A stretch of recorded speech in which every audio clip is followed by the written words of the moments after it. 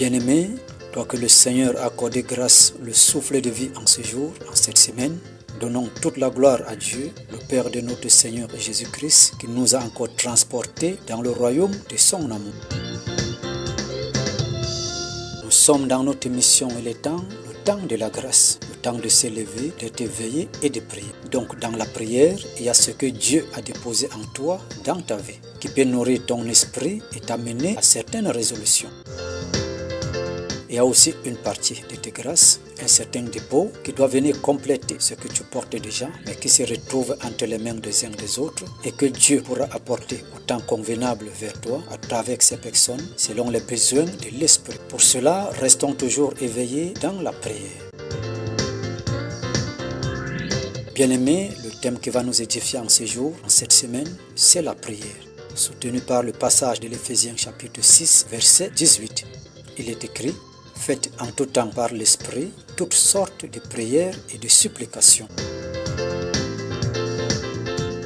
Bien-aimés, la prière, c'est comme le carburant dans le moteur de la voiture pour que celle-ci puisse circuler. Plus le moteur a suffisamment de carburant, plus la voiture a la force de rouler et de rouler plus vite encore. Si la voiture est sur une route compliquée, mauvaise et avec des collines, le carburant peut vite finir parce que le moteur est confronté à de grands efforts. Ceci dit, notre corps c'est la voiture, notre esprit lié à notre cœur c'est le moteur et la prière c'est le carburant, l'énergie dans le moteur qui est notre cœur de l'esprit auquel nous devons charger à chaque moment pour être toujours actifs, nourrir le Saint-Esprit et le corps-esprit, la prière. Autant donc nous prions, autant nous avons de l'énergie dans notre esprit pour affronter la vie. À chaque moment que nous avons des situations devant nous, nous devons doubler d'ardeur dans la prière. Faire des prières ferventes et avec l'esprit à la dimension de la situation. C'est comme cette voiture qui doit affronter une mauvaise route avec des collines en même temps.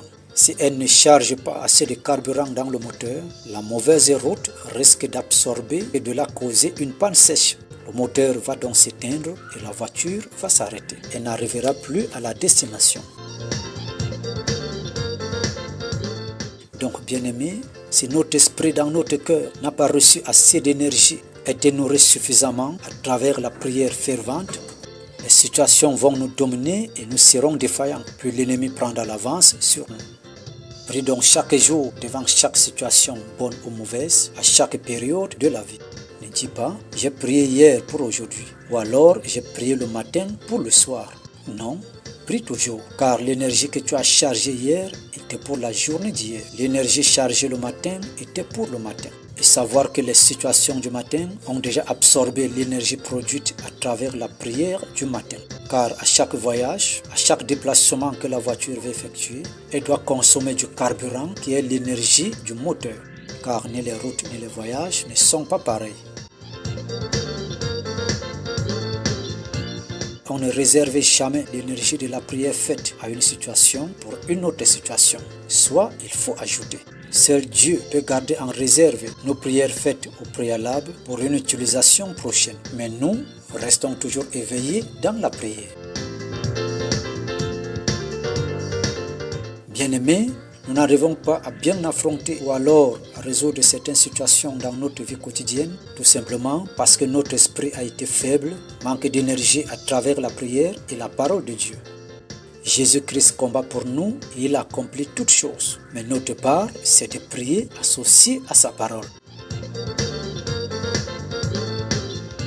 Chaque période de la vie ou alors de la situation a besoin de la prière appropriée pour être au niveau du combat. Et le plus souvent, ce n'est pas la gravité ou alors le degré de la situation qui nous affaiblit ou alors nous rend défaillants. Mais c'est plutôt le manque d'assez d'énergie dans notre esprit.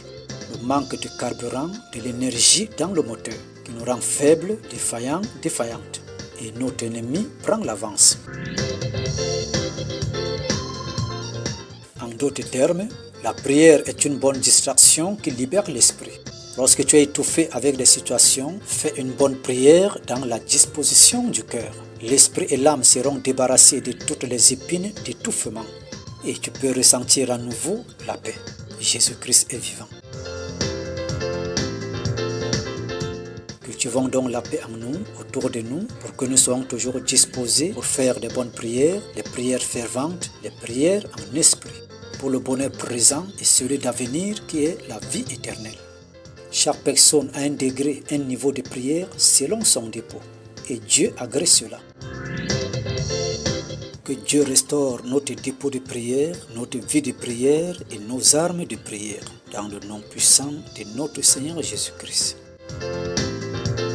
Soyons tous les bénis de Dieu à travers notre Seigneur Jésus-Christ. Et passez une bonne journée sous la grâce du Très-Haut. L'émission Il est temps répond au 00229 99 82 55 11. Que Dieu se souvienne toujours de nous et nous bénisse tous. Au nom de Jésus-Christ. Amen.